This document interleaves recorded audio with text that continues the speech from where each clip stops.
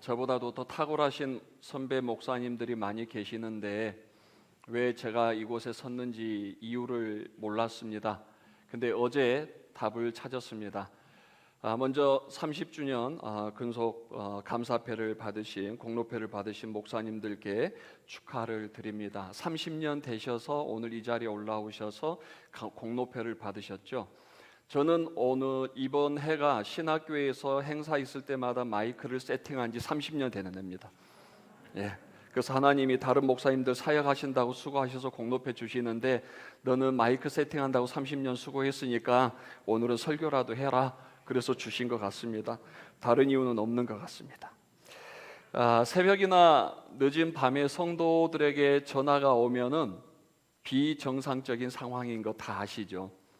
그런데 친교회를 앞두고 월요일 날 오후에 전국 친교회 목사님께 전화 오는 것은 더 비정상적인 상황이란 것도 잘 알고 있습니다. 전화를 받을까 말까, 받고 그냥 끊어버릴까 수없이 고민하다가 받았더니 항상 불길한 예감은 적중합니다.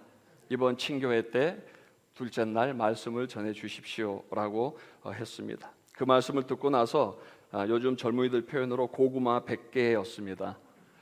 평소 저를 만나시면 사위보다는 딸 잘 부탁한다고 말씀하셨던 목사님께서 갑자기 저에게 왜 이런 부탁을 하실까? 정말 딸을 사랑하신 건 맞는지, 아니면 이제 출가 외인이기 때문에 딸을 마음에서 내려놓으시려고 사돈교회에 이렇게 힘든 일을 시키시는지 제가 많은 고민을 하면서 평정심을 찾으려고 했습니다. 사실 말씀을 전하는 사람이 말씀을 부탁받는데 부담스러우면 안 되죠. 저는 당연히 말씀은 전하고 기쁨으로 받아야 된다고 생각하는데 이번 주제가 너무 무거웠습니다. 복음으로 하나 된 우리라는 주제였는데요. 이 성서 침례 교회의 믿음 자체가 독립교회입니다. 다른 교단이야 정관을 만들고 교단적으로 움직이면 되지만 개교회 중심의 이 교회의 친교회가 하나로 되는 것, 이게 참 어려운 주제였고 무엇보다 선배 목사님들께서 그동안 하나됨을 위해 얼마나 많이 노력하시고 기도하시고 수고하셨는지 알기 때문에 이제 목회 1년도 안 된 아무것도 모르는 제가 어떻게 이 선배님들 앞에서 이 막중한 주제로 말씀을 전할 수 있을까 정말 부담이 많이 됐습니다. 그래서 말씀을 같이 맡은 박상준 목사님과 점심을 먹으면서 2시간 정도 복음에 대해서 이야기하고 목사님 이제 답이 정해졌네요. 목사님은 복음의 능력과 복음으로 이렇게 세워지는 교회에 대해서 말씀을 전하시고 저는 이 복음의 능력과 복음의 은혜를 받은 우리가 어떻게 이 은혜를 까먹지 않고 지속적으로 복음으로 하나 되어 가야 되는지에 대해서 제가 말씀을 정하겠습니다. 그래서 주제를 정하고 서로 침범하지 않기로 약속을 하고 그 다음에 이제 와서 말씀을 전하기 시작했습니다. 감사하게도 어제 오직 복음의 능력과 은혜로 하나 되는 것에 대해서 박상주 목사님께서 말씀을 전해 주셨고 이제 오늘 저는 복음으로 하나 된 우리라는 이 제목 안에서 다양함 속에서 하나됨을 찾다라는 제목으로 말씀을 전해보고자 합니다. 지금까지 복음으로 하나 되는 것, 이게 사실 아닌 것은 아니죠.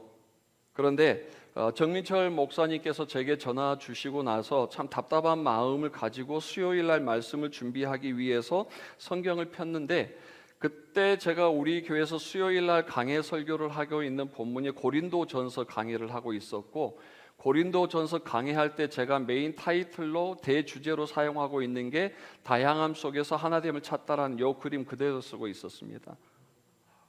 그래서 하나님이 이래서 맡겨놓으셨나?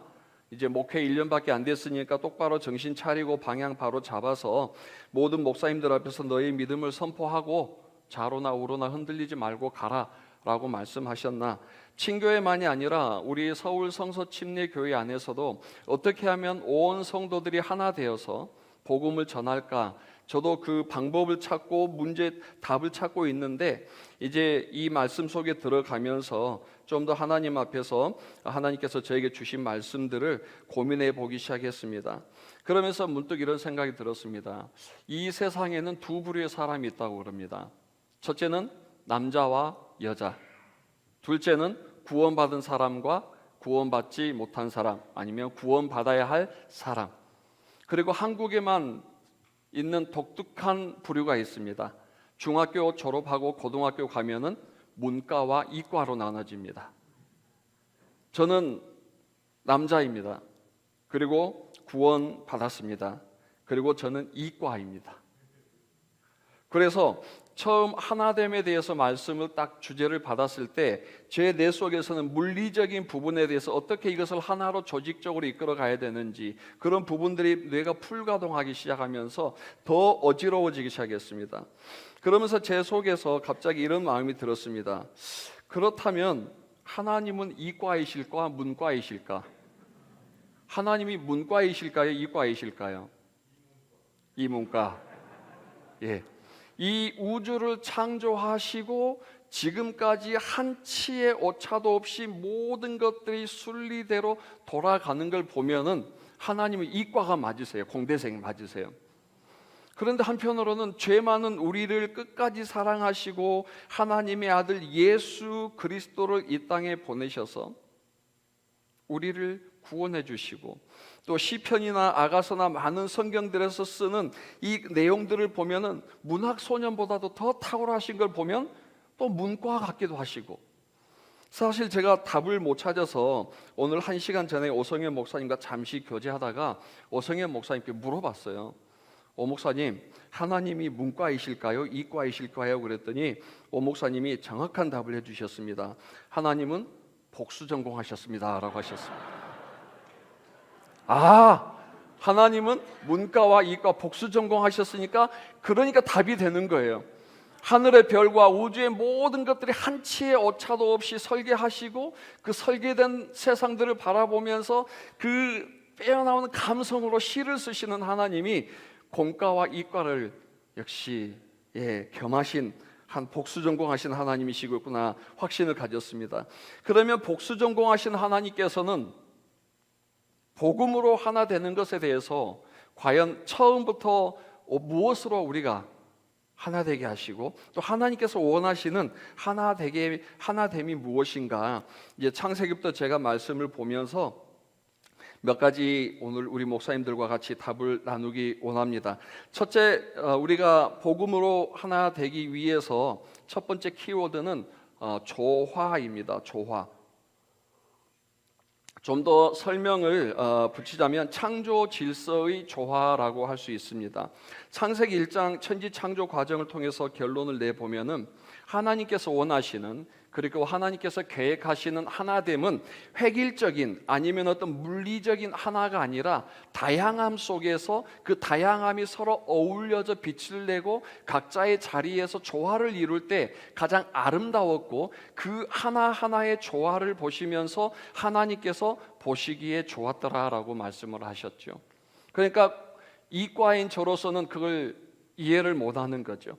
그러나 하나님께서 분명히 우리에게 말씀하실 때 창세기 1장 1절에 태초에 하나님이 천지를 창조하시니라 라고 말씀하시고, 천지 창조와 함께 창세기 1장 4절에서는 빛과 어둠을 나누셨습니다. 이 빛과 어둠을 나누시고 창세기 1장 6절에서도 하나님이 이르시되 물 가운데 궁창이 있어 물과 물로 나뉘라 하시고, 잘은 모르겠지만 제가 생각할 때 물이 하나였던 것 같아요. 근데 하나님께서 물 가운데 궁창을 놓으셔서 물과 물로 나누셨다라고 하셨어요. 그 다음에 1장 11절에도 보시면은 하나님이 이르시되 땅은 풀과 씨 맺는 채소와 각기 종류대로 씨 가진 열매 맺는 나무를 내라 하시니 그대로 되어 땅이 풀과 각기 종류대로 씨 맺는 채소와 각기 종류대로 씨 가진 열매 맺는 나무를 내니 하나님이 보시기에 좋았더라 그랬어요. 하나님이 사과나무 하나만 만드는 게 아니고 수십만 가지의 나무들을 만드셨다라는 거죠.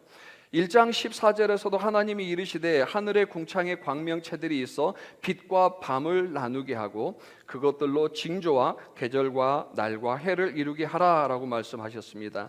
21절에서도 보시면은 하나님이 큰 바다 짐승들과 물에 번성하여 움직이는 모든 생물을 그 종류대로, 날개 있는 모든 새를 그 종류대로 창조하시니 하나님이 보시기에 좋았더라라고 하셨습니다.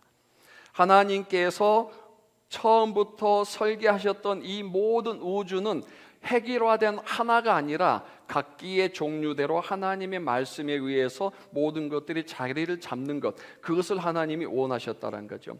결정적으로 하나님께서 사람을 만들 때 먼저 아담을 만드셨습니다. 아담이 혼자 독차하는 것이 좋아 보이지 않아서 또 하나의 사람을 만들었는데 남자를 만들지 않고 또 다른 인류, 여자를 만들었습니다.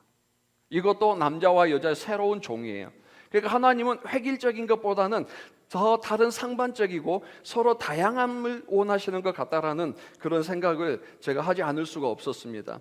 하나님께서 원하시는 것 물리적 획일화, 단일화가 아니라 하나님께서 창조하신 그 모습 그대로 각자의 자리에서 하나님이 주신 사명을 감당하는 것, 그게 하나라는 거예요. 우리가 볼 때는 분리되어 있지만 하나님의 시선에서 볼 때 우리는 하나인 거죠. 우리는 각자 이 자리에 한 분 한 분 앉아 있지만 하나님이 보실 때 우리는 한 공간 안에 있는 하나가 되는 거예요. 교회가 각 지역마다 흩어져 있지만 그게 하나처럼 느껴지지만 하나님께서 보실 때 그 교회가 교회마다 역할들을 다 감당하고 교회로서의 빛을 발하면은 하나님은 우주론적인 입장에서 보실 때 그게 하나인 거예요. 이게 제가 착각했던 하나됨의 하나 오류였습니다. 우리는 물리적으로 조직적으로 어떤 하나를 요구하지만 하나님께서는 획일화가 아니라 다양함 속에서 각자의 역할을 감당하는 하나하나를 다 하나로 보셨다라는 것을 제가 알게 되는 거죠. 그래서 아첨처럼 들릴지 모르겠지만 아까 서론에 말씀드린 대로 우리 선배 목사님들께서도 복음안에서 하나 되는 것의 과업을 이루지 못했다라고 했는데 이 말씀을 묵상하면서 하나됨의 과업을 이루지 못하신 게 아니고 이미 이루셨구나라는 것을 느끼게 됐어요. 그리고 이 하나됨의 원리를 지키시기 위해서 그동안 얼마나 많은 것들을 희생하고 포기하셔야 됐는지를 제가 알게 되면서 먼저 우리 선배 목사님들께 제가 감히 과업을 이루지 못했다고 말씀드린 것에 대한 사죄의 말씀을 드리고 지금까지도 성서교회, 성경적인 교회 그리고 하나이지만 개교회 중심적으로 그 중심에서 하나님의 사랑하시는 하나를 이루어오셨던 우리 선배 목사님들께 감사의 인사를 드립니다. 그리고 앞으로도 저도 또 하나님께서 우리에게 주신 이 말씀과 동일하게 다양함 속에서 하나됨을 이루기 위해 계속적으로 하나님 앞에 무릎 꿇고 기도하면서 선배님들이 가셨던 그 길들을 따라가도록 하겠습니다. 창세기 1장 27절 28절을 보시면 하나님이 자기 형상 곧 하나님의 형상대로 사람을 창조하시되 남자와 여자를 창조하시고 하나님이 그들에게 복을 주시며 하나님이 그들에게 이르시되 생육하고 번성하여 땅에 충만하라 땅을 정복하라 바다의 모든 물고기와 하늘의 새와 땅에 움직이는 모든 생물을 다스리라 하시니라 그랬습니다.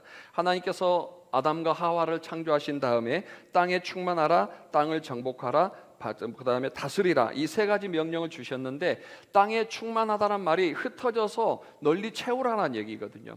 처음엔 에덴 동산 한 곳에 하나님이 아담과 하와를 두셨지만 생육하고 번성하여 하나님이 창조하신 이 지구 가운데에서 널리 퍼져서 흩어지라는 얘기예요. 그리고 하나님이 주신 공간 가운데서 서로가 각자의 모양대로 하나님을 섬기며 살아라 이게 하나님께서 주신 명령이었죠. 그런데 창세기 11장 보면 바벨탑 사건이 나옵니다.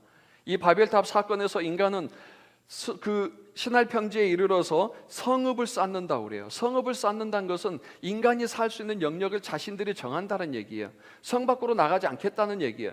그리고 그 높은 탑을 쌓아서 그 위에 인간의 이름을 걸겠다는 것은 그 좁은 땅을 인간의 영역으로 만들고 그곳에서 우리가 흩어짐을 면하자라고 얘기를 합니다. 하나님은 인간에게 땅에 충만하라 널리 흩어져서 번성하고 채워라라고 말씀하셨는데 인간은 시스템 오류가 발생해서 우리가 흩어짐을 면하자 하나님이 주신 말씀대로 자꾸 역으로 가려고 해서 그곳에 인간의 영역을 스스로 정하려고 하는 것이 하나님이 싫어하셨던 거죠. 그래서 하나님께서 그들을 흩으시기 위해서 쓰셨던 방법이 뭐냐면 언어를 혼잡하게 만드셨다고 그랬어요. 언어를 혼잡하게 만들었다고. 서로 말이 안 통하는 거죠. 모든 조직이요 말이 통하면 잘 돼요. 그죠? 근데 말이 안 통하면 안 돼요. 흩어진 징조예요. 무엇이든지 하나가 되고 무엇이든지 같게 하기 위해서 사도 바울이 말한 것처럼 같은 말, 같은 뜻, 같은 마음을 가지고 가야 되는데 이 말이 안 통하기 시작한다는 것은 불길한 징조가 이루어진 거죠. 이 말에 통하지 않는다라는 기준에 과연 무엇에 있는가? 사실은 저에게 있어요. 누군가와 얘기할 때 내가 그 사람하고 말이 안 통한다는 것은 내 기준에서 내가 원하는 답만 요구하기 때문에 말이 안 통하는 거예요. 차라리 내가 내 것을 포기하고 상대방의 말을 받아들이면 말이 통해요. 중요한 것은 내 입장에서 내 것을 가지고 딱 굳혀놓고 이 안에 획일화시켜서 들어오게 만들려고 하니까 말이 안 통하는 거고, 말이 안 통하면 결국은 하나가 될 수 없이 흩어질 수밖에 없는 물리적인 하나님의 심판이 있을 수밖에 없다라는 겁니다. 그런데 하나님께서 유일하게 하나가 되라고 말씀하신 게 있었죠. 창세기 2장 24절에 보시면 이러므로 남자가 부모를 떠나 그의 아내와 합하여 둘이 한 몸을 이룰지니라. 다른 거는 다 하나님께서 흩어져서 각자의 위치에서 빛을 발하라고 말씀하셨는데 남자와 여자를 주례하시면서는 하나님께서 한 몸을 이루라라고 그랬습니다. 그런데 우리 많은 지금 목사님들 계시지만 목사님들, 사모님들 한 몸이 되셨나요? 한 몸이 되셨다는 게 무슨 뜻일까요? 이거 섞어서 어떻게 믹싱할 수도 없는 과정이고 아무리 생각해도 물리적인 방법으로는 하나가 될 수 없는 게 부부예요. 그런데도 하나님은 하나가 되라라고 말합니다. 결론은 하나죠. 남편은 남편으로서 아내에 대한 도리를 다하고 아내는 아내로서 남편에게 도리를 다하면 그게 하나가 되는 거예요. 부부가 한 이불을 덮고 있다고 해서 하나가 되는 게 아니고 저 지구 반대편에 있다 하더라도 이곳에서 나는 나로서 아내로서의 역할을 다하고 저곳에서 남편은 남편으로서의 역할을 다하면 그것도 하나가 되는 거예요. 꼭 한 곳에 모여 있어야만 되는 게 아니고 각자가 맡은 그 위치에서 자기의 도리를 다할 때 하나가 되는 겁니다. 왜 우리가 하나님과 하나가 되지 못했습니까? 하나님은 우리에게 하나님으로서 모든 것들을 다 해주셨는데 우리가 하나님 앞에서 우리 피조물로서의 도리를 하지 못하는 거예요.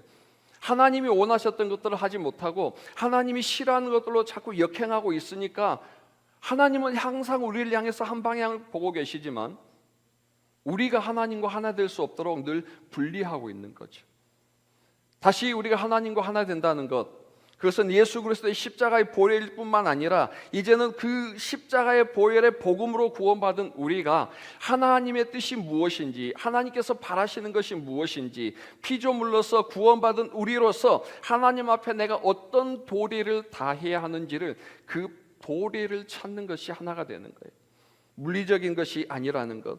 교회도 마찬가지입니다. 우리 친교회도 마찬가지인 것 같습니다. 어떻게 하면 친교회가 하나가 될 수 있을까? 조직을 잘 짜야 되나? 정관을 잘 만들어야 되나? 아니면은 뭐 어떤 다른 교단처럼 좀 더 교단화 시켜야 되나? 그런 방법도 있죠. 그러나 하나님께서 원하시는 것은 저 전라도 땅끝에서 저 위에 파주 끝까지 하나님의 교회들이 그리스도께서 피값으로 사신 그곳에서 각자의 도리를 다하는 거예요. 역할을 다하는 거예요. 그곳에서 교회 하나하나가 성서 침례교회 하나하나가 빛을 발할 때에 교회가 하나가 되는 겁니다. 그리고 모였을 때에 잡음이 없이 복음이라는 이유 하나만으로 서로 울고 웃을 수 있는 거 아니겠습니까? 요즘 젊은이들이 주식을 많이 합니다. 주일날 말씀을 전하다가 젊은 청년들 얼굴을 쭉 보면 제가 다 압니다. 아, 어제 비트코인 가격 떨어졌구나. 비트코인 가격 떨어지면요 청년들이요 얼굴이 다크서클이 생겨서 이렇게 쭉 쳐져요. 근데 주일날 청년들이 활짝 웃고 눈이 덩그리 있잖아요. 아, 비트코인 가격 올랐다, 주식 올랐다. 예배 끝나고 올랐어? 그럼 아야 목사님 올랐어요. 그래. 그러면서 제가 강단에서 늘 이렇게 너무 서글픈 마음으로 하나님께 기도합니다. 하나님, 젊은 저들이 주식 때문에 비트코인 때문에 울고 웃는 젊은이들이 아니라 복음 때문에 울고 웃는 젊은이들에게 되게 해주십시오. 물질에 상관없이 우리 삶의 환경에 상관없이 하나님께서 주시는 복음으로 인해서 울고 복음 때문에 웃고 그런 교회가 되게 해주시고 그런 젊은이들이 되게 해주시고 그런 하나된 교회가 되게 해주십시오라고 제가 늘 기도합니다. 지난주 비트코인 올랐을까요? 안 올랐을까요? 올랐습니다. 우리 청년 하나가 저에게 찾아 너무나 반갑게 인사한 걸 보면서 비트코인 올랐구나 제가 속으로 생각했습니다. 사랑하는 우리 목사님들, 사모님들, 우리가 하나 된다라는 것은요, 조직적인 하나도 중요하지만 하나님께서 우리가 처한 위치에서 우리가 하나님의 바람대로 복음을 전하고 교회가 교회로서의 모습을 갖춰가고 하나님께서 기뻐하시는 영혼들이 구원받고 양육되어지는 그 모습이 1차적으로는 하나라는 것을 감히 말씀드리고 싶습니다. 그러면 우리 친교회가 모이는 이유는 단 하나밖에 없지 않습니까? 사도행전 1장 8절에 오직 성령이 너에게 임하시면 너희가 권능을 받고 예루살렘과 온 유대와 사마리아와 땅끝까지 이르러 내 증인이 되리라. 이 복음을 좀 더 효과적으로 전하게 하기 위해서 아까 말씀드린 대로 박상주 목사님께서는 어제 복음의 능력과 복음의 은혜 안에 있는 우리가 어떻게 살아야 되는지 말씀하셨다면 이제 그것을 우리가 멈추지 않고 또 다른 누군가가 이 복음의 은혜를 전하는 우리가 되어야 되는데 그 일을 위해서 우리가 모인 것 줄 믿습니다. 다른 어떤 사업을 위해서 모인 것도 아니고 정말 우리가 하나님께서 우리를 이곳에 모인 것은 복음 때문에 모인 줄 믿습니다. 아멘. 또 복음을 위해서 모여야 되는 줄 믿습니다. 복음이 아니면 우리가 이곳에 있어야 될 이유가 과연 몇 가지나 있을까요? 저는 그것을 생각을 해보고 싶습니다. 두 번째, 하나님께서 우리에게 하나됨을 위한 키워드로는 동질성의 회복이었습니다. 사도행전 13장 1절을 보면은 안디옥 교회에 선지자들과 교사들이 있으니 곧 바나바와 니게르라 하는 시므온과 그레네 사람 루기오와 분봉왕 헤롯의 젖동생 마나엔과 및 사울이라 그랬습니다. 이 부분은 몇 년 전에 강요미 목사님께서도 친교회 때 전하셨던 말씀이죠. 안디옥 교회는 예루살렘에서 약 500km 떨어진 곳인데 저도 이 자료들을 찾다 보니까 안디옥 교회가 건물이 없었답니다. 역사학자들에 의하면은 조그만 동굴 속에 한 20-30명 들어가는 조그만 동굴 속에서 예배를 드렸답니다. 그게 안디옥 교회의 시작이래요.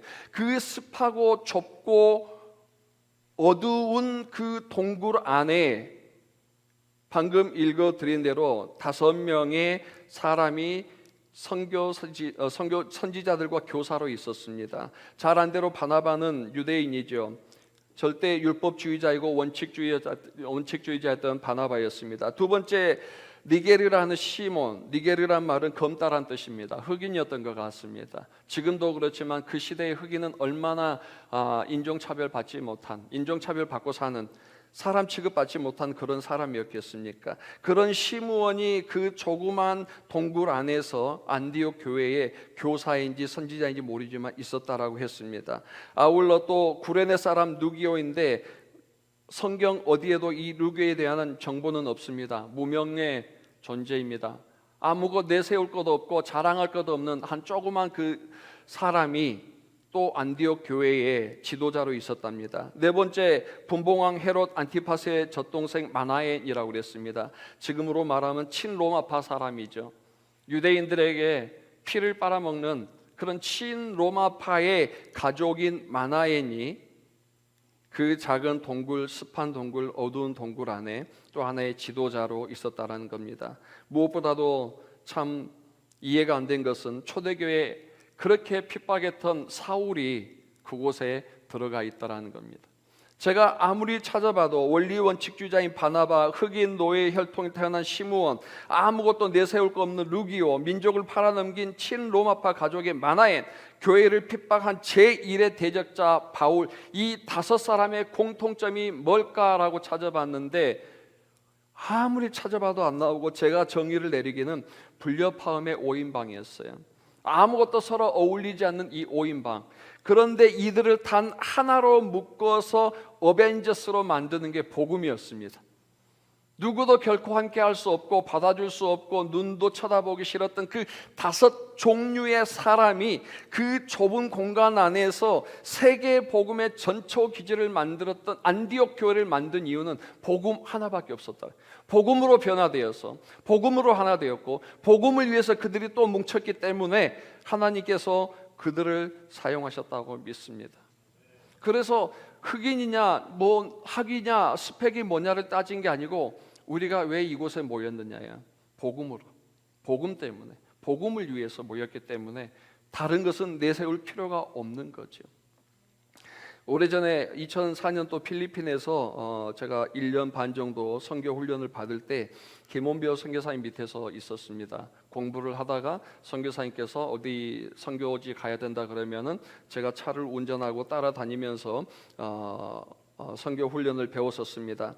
하루는 차를 타고 5시간 정도 갔습니다. 그곳에 가서 저녁에 미국 선교사님과 같이 우리나라 영화 상영 집회를 하면서 복음을 전하고 이제 집회가 끝나고 자러 갑시다. 그래서 어디로 가실까? 저 밑에 보니까 호텔이 있던데 생각했는데 본당에 가시더니 장의자 2개를 붙이시고 매트 저기 담요 하나를 까시고 딱 누우시는 거예요. 이영재 잘 자요. 이거 아닌데 한국에서 선교사님들 오시면은 특급 대우를 해주는데, 그죠? 호텔에 모셔가고 식사 좋은데 대접하고 좋은 침대 하는데 어떻게 이렇게 귀한 선교사님과 또 한국에서 내가 왔는데 여기서 자야 된단 말이야 생각을 했어. 좀 섭섭하기도 하고 그러나 목이랑 같이 동행하면서 잠을 잤습니다. 아침에 일어나서 식사를 하는데 그럼 아침이라도 좀 아메리칸 스타일로 좀 주시겠지. 그랬더니 야자수 하나 따오고 바나나 따오고 그다음 생선 하나 소금에 절인 것과 밥은 손으로 주물럭 해가지고 접시 하나 주면서 아침을 먹자는 겁니다. 그런데도 전혀 개의치 않으시고 허허허 웃으시면서 맛있게 드시는 김원배 선교사님을 보면서 만약에 예수님이 다시 이 땅에 내려오신다면 저런 모습으로 오시지 않을까. 인간의 높음과 낮음과 어떤 혈통을 따지지 않고 구원받아야 될 그 사람 앞에서 그들이 준 음식을 받아 드시면서 같이 웃으시는 그런 모습이 아니실까. 이미 2000년 전에 그렇게 하셨고 다시 오셔도 주님은 그렇게 하실 것 같다라는 그런 생각을 제가 해봤습니다. 오늘날 교회 안에도 인간의 동질성을 상실한 사람들이 많습니다. 고린도 교회처럼 누가 학력이 높냐, 누가 또 높은 자리에 있냐, 누가 돈이 많냐에 따라서 서열을 정하고 주의 만찬을 또 먹는 순서를 정하는 그런 교회들도 있을지 모르겠죠. 우리 친교회는 아니라고 믿습니다. 사도행전 11장에서 그 비밀을 깨달은 다른 사람들도 이제는 건물이 아니라는 걸 알면서 서서히 이 불협화음의 오인방이 인간의 동질성을 회복하면서 세계 복음의 역사의 꿈을 꾸는, 그리고 그리스도인 예수 그리스도를 닮은 사람이라는 진정한 별명을 얻은 안디옥 교회를 만들었다라는 겁니다. 정말 우리 친교회 안에도 다양한 목사님들이 계신 것 같습니다. 그러나 무엇 하나 봐도 공통점은 없습니다. 그럼에도 우리가 이곳에 모여있는 이유 또 하나, 오직 복음인 줄 믿습니다. 복음이 우리를 모이게 했고 복음으로 우리는 다시 흩어질 것이고 또 내년 봄에 다시 모이는 것도 그것은 우리에게 분명한 것은 복음인 줄 믿습니다. 우리 모든 목사님들 또 사모님들 사랑합니다. 여러분이 저보다 돈이 많아서 저보다 키가 커서 저보다 더 멋있어서가 아니라 우리 주님이 우리 안에 넣어주신 복음 때문에 목사님들 사랑하고 사모님들을 사랑하고 모든 동역자님들을 사랑합니다. 세 번째 키워드입니다. 세 번째 키워드는 사랑과 덕입니다. 고린도전서 1장 8절에 보면 우상의 제물에 대하여는 우리가 다 지식이 있는 줄을 아나 지식은 교만하게 하며 사랑은 덕을 세우나니. 서론에서 말씀드린 대로 정민철 목사님께서 제게 전화를 주셨던 때가 제가 고린도전서를 강의하고 있을 때고요. 한 장 그림을 넘겨주시면은 저희 교회에서 제가 설교할 때 이 화면을 띄워놓고 말씀을 전했습니다. 다양함 속에서 하나됨을 찾다라고 했었죠. 그러면서 다음 그림을 좀 보시면 이 그림을 제가 직접 그렸습니다.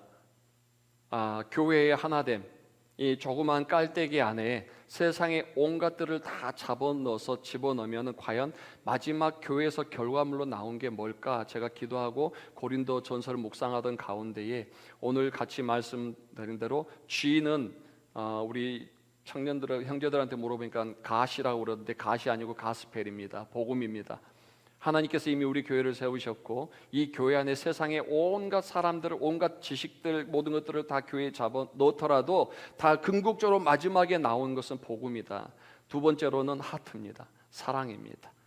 서로 사랑할 수 없는 사람들, 미워하는 사람들이 모여도 결국 교회 안에 들어오면 하나가 되고 그 마지막 교회를 나갈 때 결과물은 사랑을 가지고 나가는 것이다. 그리고 또 하나는 덕이라고 했습니다. 이 덕, 복음과 사랑과 덕, 이것만이 우리 교회에서 모든 사람들이, 어떠한 사람들이 다 들어오더라도 나갈 때는 오직 복음과 사랑과 덕으로 나가는 교회, 그걸 제가 꿈꾸면서 고린도전서 말씀을 전했습니다. 고린도 교회 안에는 두드러진 문제들이 많습니다. 성도 간의 분쟁, 영적인 미성숙한 사람들에 의한 삐짐도 있었고요.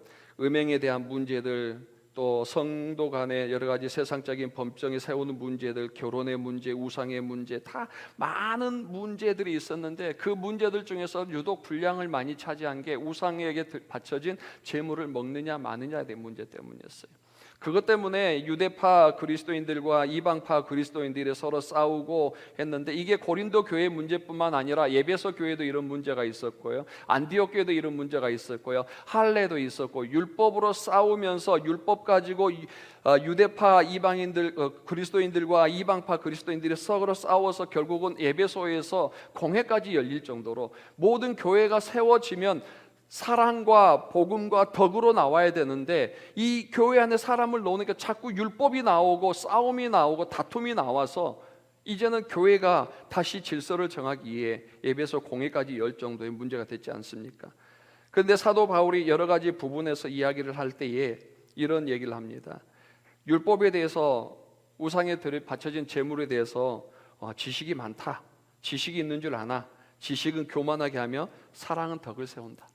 이 말은 뭐냐면 지금 우리가 논쟁하는 게 지식의 문제냐 사랑의 문제냐라는 거죠. 제가 인터넷에 있는 글 하나를 읽어드리겠습니다. 여자는 전라도가 고향이고 남자는 경상도가 고향인데 저희 부부는 반대입니다. 둘이서 결혼을 해서 알콩달콩 재밌게 살고 있는데 어느 날 저녁 배가 출출할 즈음에 밤참으로 신부가 감자를 삶아왔는데 신랑이 아무 생각 없이 옆에 있는 소금에다 감자를 찍어 먹었답니다. 그런데 이게 소금이 아니고 설탕이었답니다. 남편이 화를 내며 아니 무슨 감자를 설탕에 찍어 먹느냐라고 했습니다. 우리 경상도에서는 감자를 소금에 찍어 먹는다라고 하면서 소금을 가져오라고 하였답니다. 그냥 소금을 갖다 줬으면 그것으로 아무 일 없이 지나갈 텐데 부인이 세상에 무슨 감자를 소금에 찍어 먹냐라고 얘기를 하면서 우리 전라도에서는 감자를 설탕에 찍어 먹는다라고 하며 옥신각신 싸우게 되었답니다. 그러다 서로 감정이 격하여 남편이 당신 아버지는 어떻고 하면서 하지 말아야 할 말까지 나와 두 사람은 같이 못 살겠다고 하며 이혼을 하기로 하였답니다. 그래서 법정에서 재판장 앞에 서게 됐는데 남편이 판사님, 제가 살다 별일을 다 봤습니다. 감자를 설탕에 찍어 먹으라 하네요. 하니까 부인이 세상에 감자를 소금에 찍어 먹는다는 말을 처음 들어봤습니다 라고 얘기를 했답니다. 두 사람의 말을 듣고 있던 판사가 하도 어이가 없어서 하는 말이 두 사람 다 참 어이가 없네요. 어떻게 감자를 설탕이나 소금에 찍어 먹습니까? 우리 강원도에서는 감자를 고추장에 찍어 먹더래요. 문제가 또 하나 생겼습니다.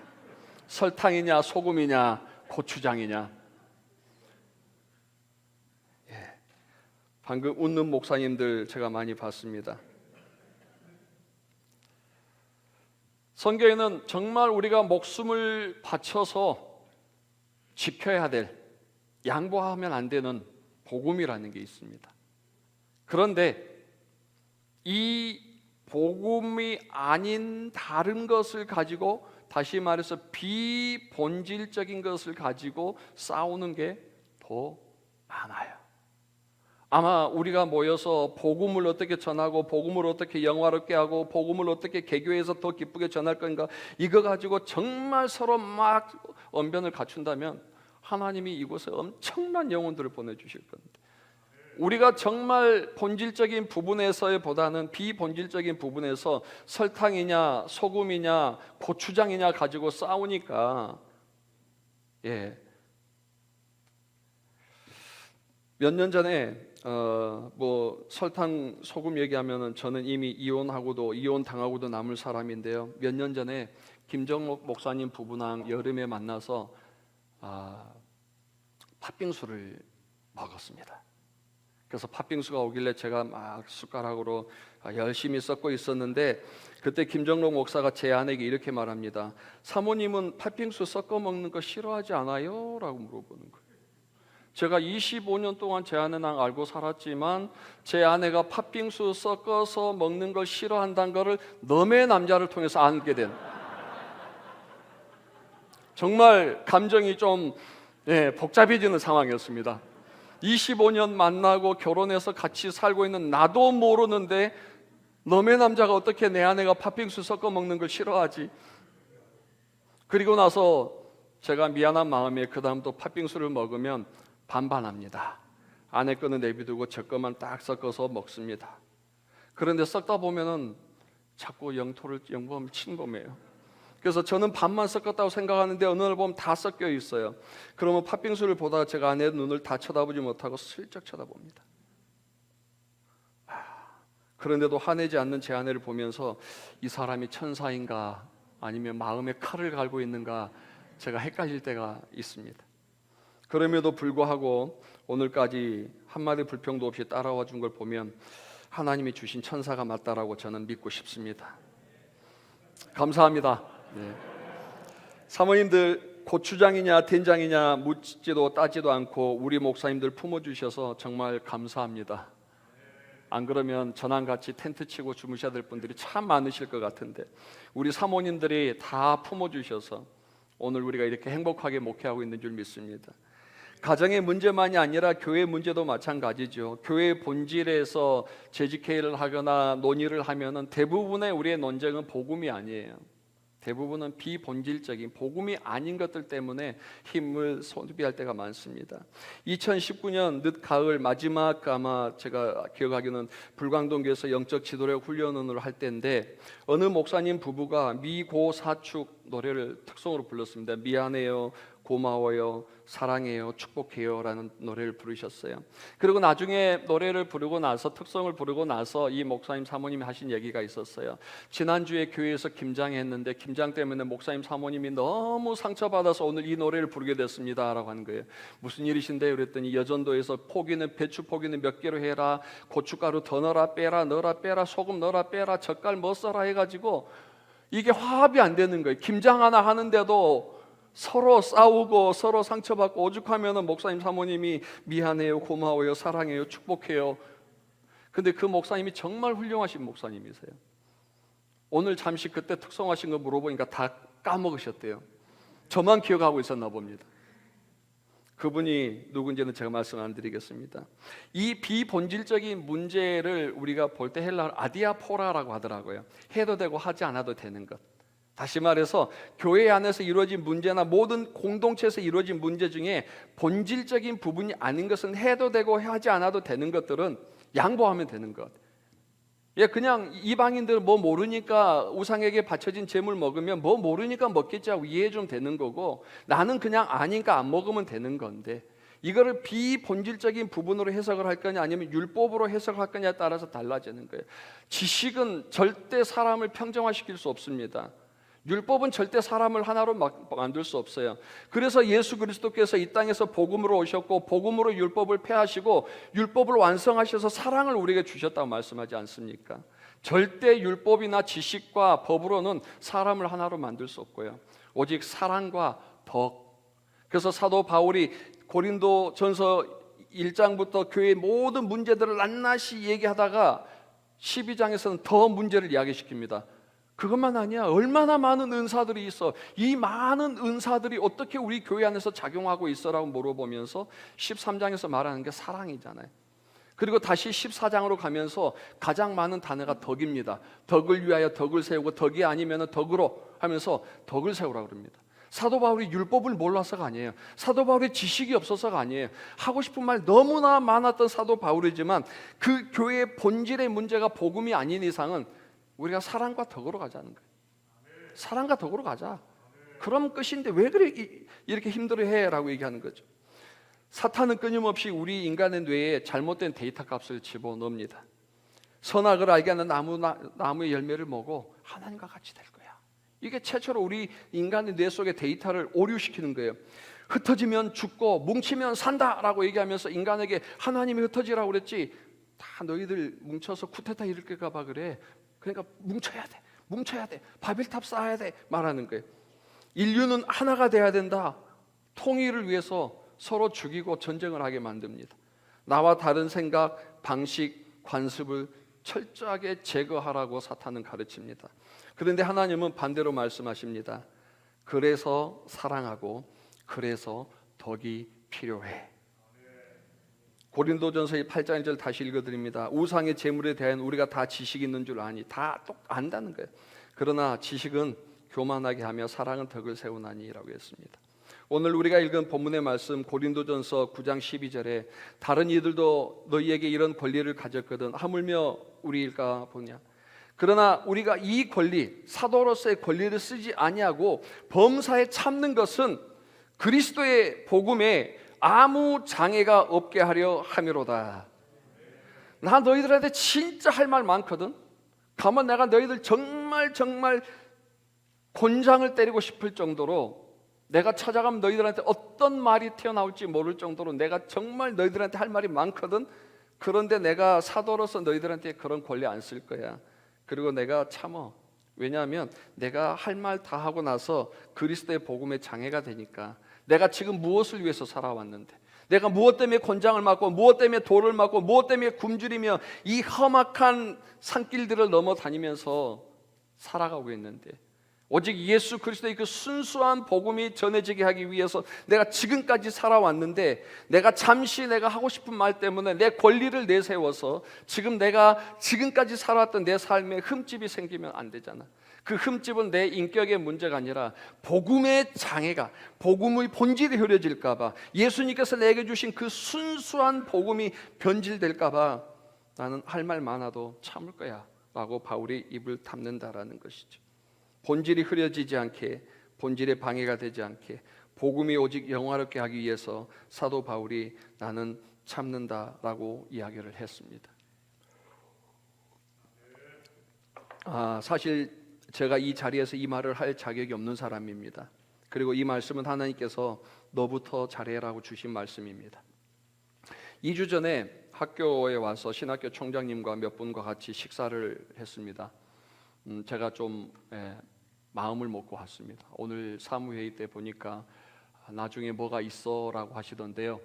저도 이제 친교에 오면은 뭐가 있는 게 뭐가 두 개가 있을 것 같더라고요. 그래서 총장님과 평소에도 좀 가깝게 지내고 또 식사도 자주 하고 신학교에 자주 왔다 갔다 한 저로서 이제 신학교 또 운영 이사가 되면은 이제 총장님께 할 말을 못 하겠다.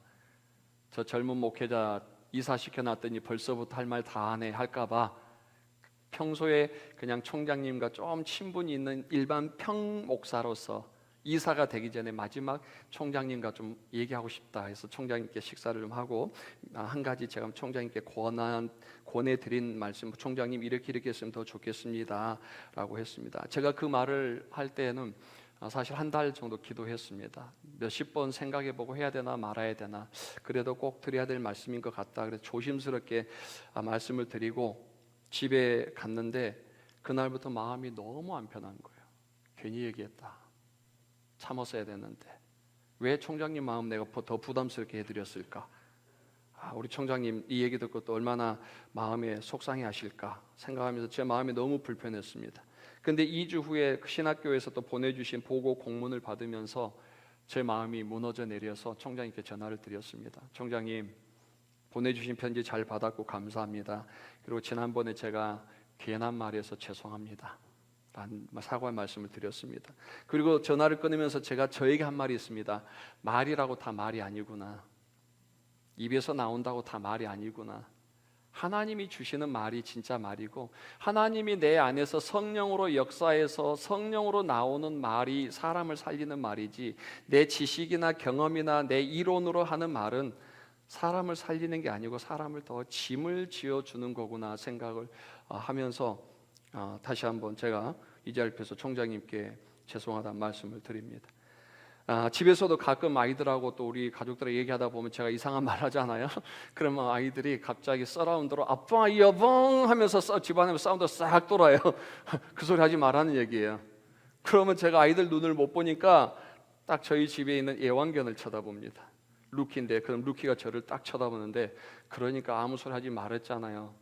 저는 입 다물고 있으니까 고기도 주고 얼마나 좋아요, 이뻐해요 하는 거예요. 그래 네가 지혜롭다. 아무 말 안 하고 그냥 가만히 있어서 고기 주면 꼬리 한번 흔들어주면 좋은데 뭐 하려고 내가 이 소리 해가지고 또 이렇게 얘들한테 칭찬받는지 모르겠다라고 늘 생각을 합니다. 말이라고 말이 아니지만 하나님께서 우리에게 주신 말씀만이 사람을 살리는 말인 줄 믿습니다. 세상에 얼마나 많은 지식들이 있고 정보가 있고 유튜브 유선생 검사기에 보면은 모르는 거 없잖아요. 설교하면은요, 제가 인터넷에 이런 거 됐으면 이미 성도들 검색했어요. 같은 전도에 다 돌려요. 목사님 오늘 예화 쓰신 내용 다 돌려요. 이제 뭐 말을 못 하겠어요. 그러나 우리에게 중요한 것은 하나님이 우리 입에 주시는 그 복음의 말씀을 전할 때는 누구도 싫어하지 않습니다. 그 말씀을 듣는 영혼은 살아납니다. 내 입술의 말이 아니라 하나님께서 주신 우리에게 맡기신 복음의 입술로 또 우리 친교회가 더 강성해지고 부흥하는 교회가 되기를 주님의 이름으로 축복합니다. 이제 마지막 키워드 하나 말씀드리겠습니다. 마지막 키워드는 새로운 인류입니다. 에베소서 2장 14절에서 19절 말씀 길지만 제가 좀 읽어드리기 원합니다. 그는 우리의 화평이신지라 둘로 하나를 만드사 원수된 것 곧 중간에 막힌 담을 자기 육체로 허시고 법조문으로 된 계명의 율법을 폐하셨으니 이는 이 둘로 자기 안에서 한 새 사람을 지어 화평하게 하시고 16절 또 십자가로 이 둘을 한 몸으로 하나님과 화목하게 하려 하심이라. 원수된 것을 십자가로 소멸하시고 또 오셔서 먼 데 있는 너희에게 평안을 전하시고 가까운 데 있는 자들에게 평안을 전하셨으니 이는 그로 말미암아 우리 둘이 한 성령 안에서 아버지께 나아감을 얻게 하려 하심이라. 그러므로 이제부터 너희는 외인도 아니요 나그네도 아니요 오직 성도들과 동일한 시민이요 하나님의 권속이라. 아멘. 이 말은 유대인들과 이방인들이 서로 싸울 때 하는 얘기예요. 구원받은 이방인들에게 할례받지 않음으로 인하여서 할례를 강요하고 있을 때에 하는 말씀입니다. 주도 하나이고 성령도 하나이고 하나님도 한 분이고 침례도 한 분인 모든 것들이 다 하나인데 왜 너희들은 하나가 되지 못하니라고 물어보는 거죠. 그러면서 사도 바울이 예수 그리스도께서 우리를 하나로 만드시기 위해서 먼저는 하나님과 합평하기 위해서 자기 육체를 하셨다. 중간에 막힌 담을 자기 육체로 말씀으로 하셔도 되는데 예수 그리스도께서 자기 육체를 십자가에 던지심으로 하나 되게 하셨다는 게 얼마나 중요한 일이면, 얼마나 그것이 정말 필요한 것이었으면 말씀이 아니라 육체를 십자가에 던지심으로 너희들을 하나가 되게 만들었는데 너희들은 또 왜 싸워라는 얘기죠. 원수된 것을 십자가로 소멸했는데 왜 아직도 유대인 이방인 편을 가르고 할례파 무할례파 가지면서 자꾸 분열을 만드는 거야. 사도 바울이 그렇게 말하는 거죠. 그러면서 너희는 외인도 아니요 나그네도 아니다. 오직 성도와 동일은 하나님 앞에 시민일 뿐이다라는 거예요. 구원받고 복음이 들어가고 교회에 들어오면 교회 안에는 유일하게 한 부류밖에 없습니다. 하나님 앞에서 한 시민밖에 없어요. 분류할 수 있는, 나눌 수 있는 혈액형, 지연, 혈연, 학연의 문제가 아니라 오직 우리는 그리스도 예수 안에서 성도들과 동일한 한 시민이요 한 권속 하나님의 가족일 뿐이지 더도 없고 덜도 없다라는 것을 사도 바울이 우리에게 말씀해 주고 있습니다. 고린도 후서 5장 17절에 보면 그런즉 누구든지 그리스도 안에 있으면 새로운 피조물이라 이전 것은 지나갔으니 보라 새 것이 되었도다. 에베소서에서는 한 새 사람이라고 그랬습니다. 그리고 고린도 후서에서는 새로운 피조물이라고 그랬습니다. 유대인도 이방인도 아닌 하나님이 새로운 인류를 만드신 거예요. 하나님의 가족. 아멘. 너 누구야? 난 하나님의 가족이에요. 예수님이 우리의 하나님의 아들이 되셨으니까 우리 큰형님이 되신 거잖아요. 그죠? 예수님 우리 큰형님이 되셨고 우리는 큰형님 따라서 또 살아가는 그런 사람들. 너 누구야 했을 때 나는 내 세상에 있는 내 것이 아니라 하나님께서 내게 주신 예수 그리스도께서 몸을 던져서 십자가를 통해서 나에게 주시고 유대인도 아니고 이방인도 아니고 그 무엇도 아닌 하나님의 가족으로 세워주신, 그게 하나가 되는 것, 하나님이 우리에게 원하시는 하나인 줄 믿습니다. 예수 그리스도께서 자기 몸을 십자가에 던지심, 그것은 분열이 아니죠. 어제 박상준 목사님께서 미국에서 성서 침례 교회가 분리의 영이 있다고 했는데 저는 그 말 인정합니다. 그렇다고 우리가 사탄의 분리의 영이 아니라는 걸 저는 알아요. 하나님께서 우리가 이렇게 모여서 복음으로 하나 되고 복음의 불을 가지고 복음의 씨앗을 가졌을 때 우리는 여기서 또 분리돼야 됩니다. 각자 처한 장소에 가서 그곳에서 또 복음을 전하셔야 됩니다. 그리고 또 우리가 영적으로 소진되고 지쳤을 때 다시 이곳에 모여서 또 말씀으로 권면하고 복음으로 다시 세워지면서 또 으쌰으쌰하고 복음으로 재무장해서 또 사역의 일선에 가서 싸우면서 또 싸우다 지치면 또 이곳에 와서 서로 치료받고 서로 위로받고 서로 권면하고 세워주면서, 그럴 때 우리 성서 침례 친교회가 더 하나님 앞에서 하나가 될 줄 믿습니다. 때로는 물리적 하나됨을 통해서, 때로는 인간의 동질성을 잃어버림으로써, 때로는 사랑과 덕보다는 자신의 지식이나 언변 때문에, 때로는 새로운 인류가 거듭났음에도 불구하고 여전히 유대인, 이방인, 교회에서 분리를 일으키는 자기 것을 주장하는 것처럼 복음의 능력과 은혜로 하나된 우리가 분열시키는 일만은 없기를 바랍니다. 예수님께서 직접 몸을 던져 우리에게 주신 이 복음, 지금 우리 선배 목사님들이 지금까지 이 성서 침례 교회를 위해서, 하나됨을 위해서 모든 것들을 버리시고 지켜오신 만큼 이제 우리는 그 과업을 이어받아서 제2의 또 성서 침례 교회의 도약을 위해서 하나 되어야 될 줄 믿습니다. 그래서 우리에게는 창조 질서 안에서의 조화와 인간의 동질성을 회복하는 것, 지식보다는 사랑과 덕으로, 마지막으로는 예수 그리스도의 보혈로 말미암아 새로운 인류가 되었다는 사실을 기억하면서 우리 친교회가 앞으로도 더 성숙한 모습 속에 복음으로 하나 된 친교회가 되기를 소망합니다. 잠시 눈을 감으시고 제 얘기를 잠시만 더 들어주시면 감사드리겠습니다.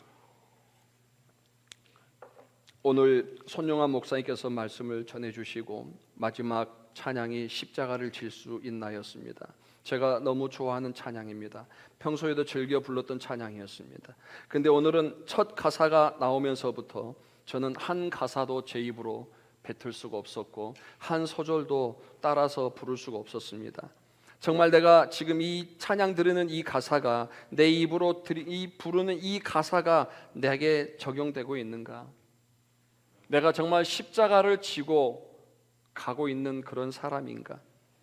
십자가는 지지 않고 내 것만 가지고 나의 길만을 걸어가고 있으면서 찬양만 십자가를 질 수 있나? 주님이 모든 것 다 내려놓고 가겠다라고 찬양한다면 이 찬양을 들으시는 하나님이 얼마나 역겨워하실까? 하나님, 제가 지금 자신이 없습니다. 하나님, 이 십자가를 지는 이 사건이 얼마나 중요한 건데 제가 이 찬양을 부르면은 이대로 살아야 되는데 하나님, 제가 자신이 없습니다. 오늘은 찬양을 못 드리겠습니다. 하나님, 다 압니다. 근데 왜 제가 이렇게 살지 못할까요? 예수 그리스도께서 세상의 모든 것들, 왕의 모든 것들을 다 내려놓으시고 이 땅에 오셔서 종의 형체로 사시면서 자기를 다 비우고 사셨고 십자가의 그 조롱과 고통 속에서도 우리를 하나 되게 하기 위해서 십자가를 지셨는데, 그 십자가의 의미를 아는 내가 오늘 이 찬양 십자가를 질 수 있나 부르는 거에 자격이 있는지요?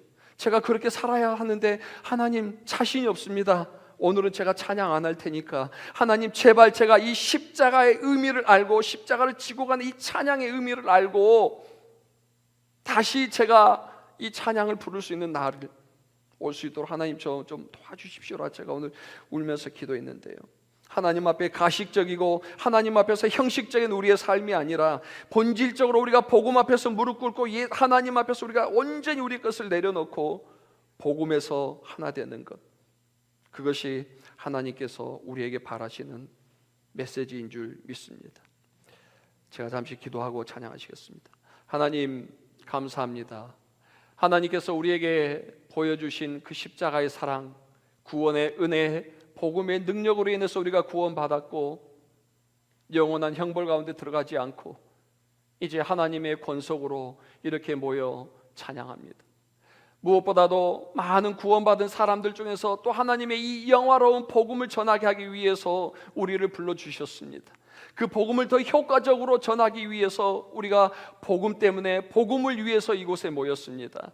하나님, 우리가 복음을 몰라서 전하지 못하고 복음을 몰라서 우리가 행하지 못하는 것이 아니라 본질적으로 우리 안에서 성령의 역사하심과 우리가 하나님께 온전히 드려짐, 내 자신을 비우고 철저하게 낮아지는 우리의 모습이 상실되어져 가고 있기 때문에 복음이 가려지고 있지는 않는지, 사도 바울이 할 말 많고 정말 누구보다 지식 많았지만 복음에 전하는데 장애가 될까봐 모든 것들을 멈췄던 것처럼 하나님, 이제 우리도 복음에 하나 된 사람들로서 이제는 오직 복음을 위해서 우리의 모든 것들을 드릴 수 있는 귀한 우리 친교의 목사님들 또한 제가 되게 하여 주시옵소서. 감사합니다. 예수님의 이름으로 기도드렸습니다.